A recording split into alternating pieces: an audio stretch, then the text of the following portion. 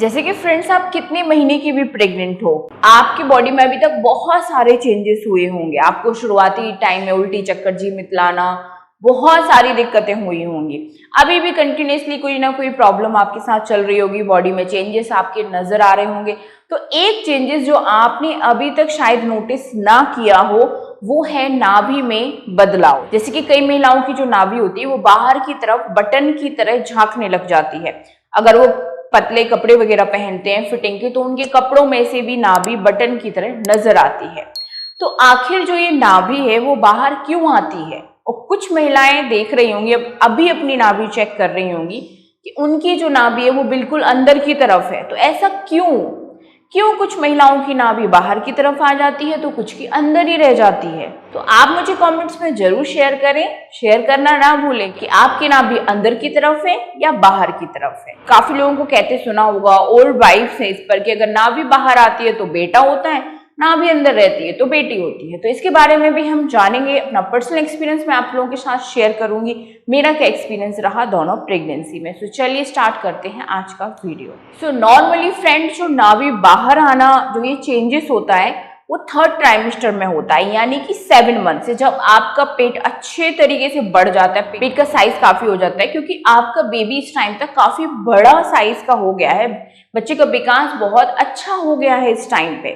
तो क्या होता है कि जैसे जैसे आपके पेट में आपका बेबी बढ़ता है तो वो आपके पेट पर, आपके यूटेरस पर प्रेशर बनाता है, जिस वजह से जो आपका बेली बटन है वो प्रेशर पड़ने से एकदम बाहर की तरफ आ जाता है। अब कुछ महिलाओं का क्यों नहीं आता, तो उसके पीछे भी रीजन है। फ्रेंड्स, प्रेगनेंसी में नाभि का बाहर आना या अंदर रह जाना एक बॉडी स्ट्रक्चर यानी कि आपके नाभि के शेप पर डिपेंड करता है।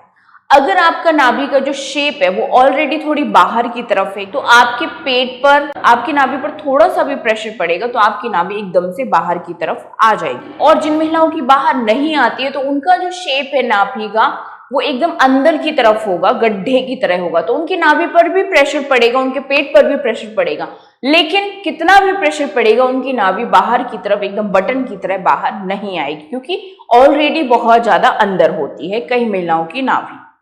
तो यही इसके पीछे रीजन होते हैं, केवल और केवल नाभि का शेप, नाभि की बनावट जिसकी जैसी होती वैसे ही उसके साथ प्रेगनेंसी में नाभि बाहर या अंदर आने का रिजल्ट मिलता है। ठीक है ना। अब जैसे कि बात करें क्या ये नाभि बाहर आना जरूरी है, तो बिल्कुल नहीं है। केवल और केवल ये शेप पर ही डिपेंड होती है। कई महिलाओं की आती है, कई की नहीं आती है। तो नाभि में बाहर आने से बच्चे की हेल्थ पर या किसी भी चीज पर कोई भी इफेक्ट नहीं पड़ता है। बात करें जैसे कि लड़का लड़की की, बेटा बेटी की, तो मैं सिर्फ अपना पर्सनल एक्सपीरियंस शेयर करूंगी, बाकी आप लोग खुद आइडिया लगा लीजिए कि ऐसा है या नहीं।